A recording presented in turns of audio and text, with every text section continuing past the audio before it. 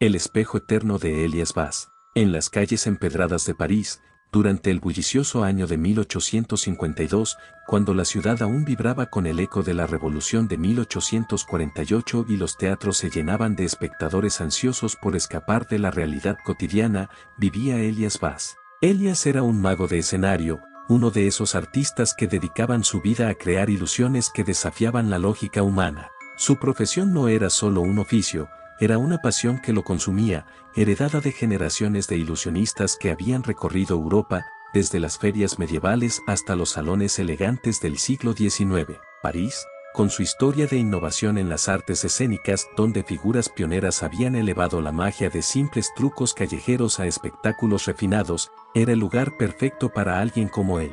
Elias tenía 32 años, con manos ágiles y ojos que parecían guardar un enigma perpetuo. Su taller, oculto en un sótano bajo el Boulevard des Italiens, estaba repleto de espejos angulados, cajas con compartimentos secretos y pañuelos de seda que desaparecían en un parpadeo. Cada noche, actuaba en el Théâtre des Variétés, donde el público aplaudía sus números de levitación y escapismo, pero en su interior, Elias sentía un vacío creciente, una inquietud que lo carcomía como una sombra que se alarga al atardecer. La verdadera magia no está en engañar los ojos, solía murmurar para sí mismo mientras practicaba, sino en tocar lo que no se ve. Una tarde lluviosa de otoño, cuando las hojas caídas formaban alfombras húmedas en los jardines del Louvre, ese palacio que había sido testigo de monarcas y revueltas, recordando a Elias como la historia de Francia se entretejía con misterios y cambios abruptos, recibió una carta inesperada. Provenía de su viejo mentor, el profesor Armand Leclerc, un mago retirado que había vivido en las sombras de la ciudad durante décadas. Armand había sido como un padre para él, enseñándole los secretos del oficio en las noches frías junto al Sena. La carta, sellada con cera roja, contenía solo unas líneas: Elias, mi tiempo se acaba. Ven a mi casa en Montmartre. Hay algo que debes heredar. No lo ignores, o te perseguirá. El corazón de Elias latió con una mezcla de curiosidad y aprensión. Armand siempre había sido excéntrico, contando anécdotas de viajes por el mundo, como aquella vez en que visitó las ruinas antiguas de Egipto, donde los magos de antaño, esos sacerdotes que realizaban rituales bajo las pirámides construidas hace miles de años, inspiraron trucos que aún se usaban en Europa. ¿Sabes? Elias le había dicho una vez durante una cena en una taberna cerca de Notre Dame, la magia escénica que practicamos hoy se remonta a innovadores como Jean-Eugène Robert Houdin, quien en 1845 abrió su propio teatro aquí en París y transformó el arte en algo elegante, usando mecanismos ingeniosos para simular lo imposible. Pero ¿y si algunos de esos mecanismos tocaran algo más profundo? Elias había reído entonces, atribuyéndolo al vino, pero ahora aquellas palabras resonaban con un peso ominoso. Al anochecer, Elias subió la colina de Montmartre, donde los molinos de viento giraban perezosamente bajo la luna creciente, recordando cómo ese barrio había sido un refugio para artistas y soñadores desde los tiempos de la Comuna de París, aunque esa Rivalte aún estaba por venir. La casa de Armand era una edificación antigua, con ventanas empañadas y una puerta que crujía como un lamento. Al entrar, el aire estaba cargado de polvo y un olor a cera quemada. Armand yacía en su cama, pálido y débil, con los ojos hundidos en ojeras profundas. Elias, has venido, susurró Armand, extendiendo una mano temblorosa. Su voz era un hilo frágil, cargada de un miedo que Elias nunca le había visto. Este espejo, lo encontré en un mercado de antigüedades en Alejandría, durante mi juventud.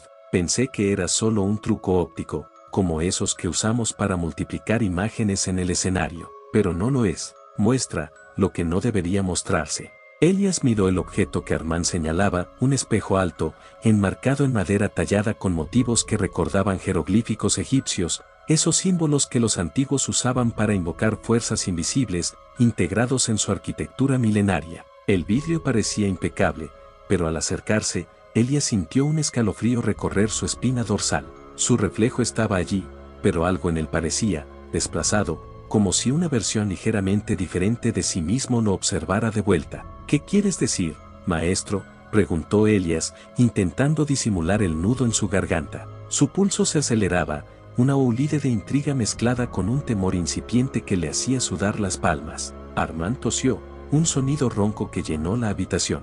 Prueba el truco que te enseñé, el de la reflexión infinita, pero ten cuidado. Una vez que lo ves, no puedes dejar de verlo. Con esfuerzo, Armand entregó un pequeño libro encuadernado en cuero, lleno de diagramas y notas garabateadas. Aquí están las instrucciones. Recuerda, la magia no es solo ilusión.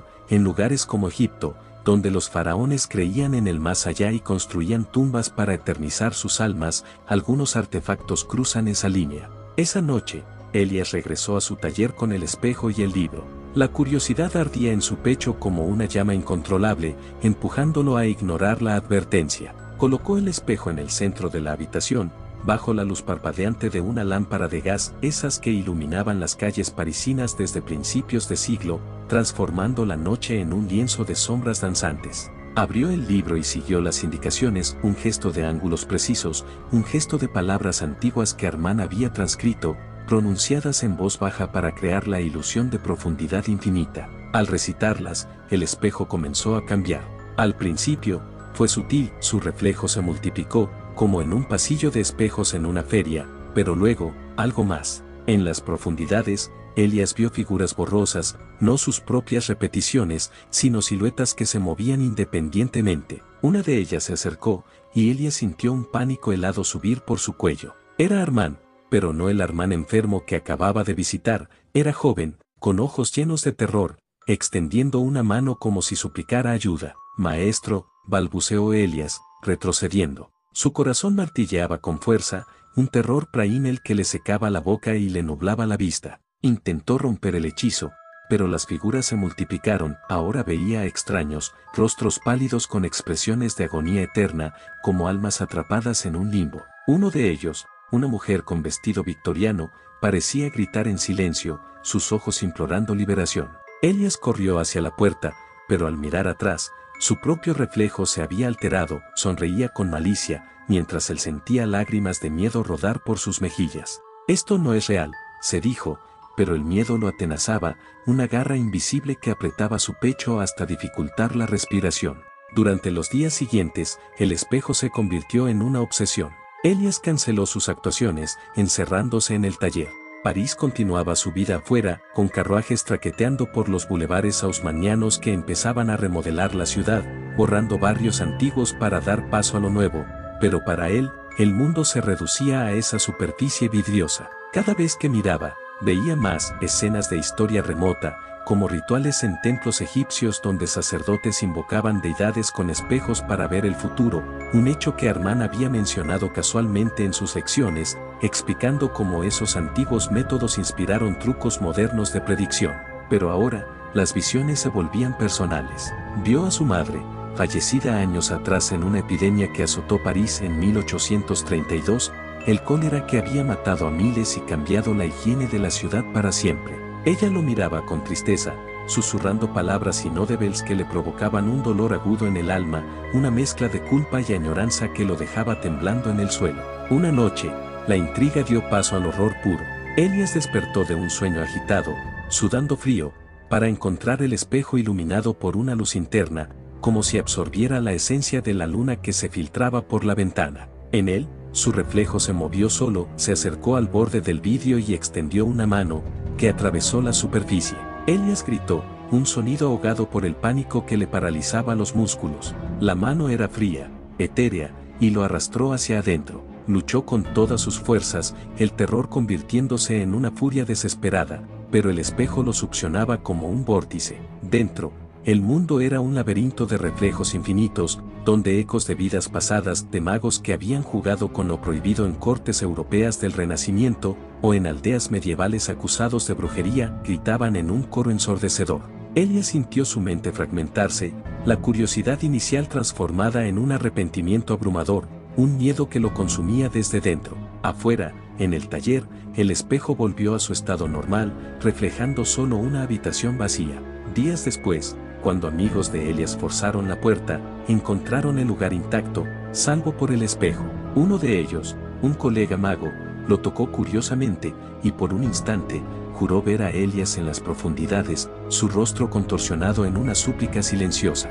Desde entonces, el espejo pasó de mano en mano, un artefacto olvidado en los mercados de París, esperando al próximo ilusionista lo suficientemente curioso como para mirarlo de cerca. Y en las noches quietas, Cuando la ciudad duerme bajo el peso de su historia centenaria, algunos dicen que se oyen ecos lejanos, como aplausos de un público invisible, recordando que algunas ilusiones nunca terminan.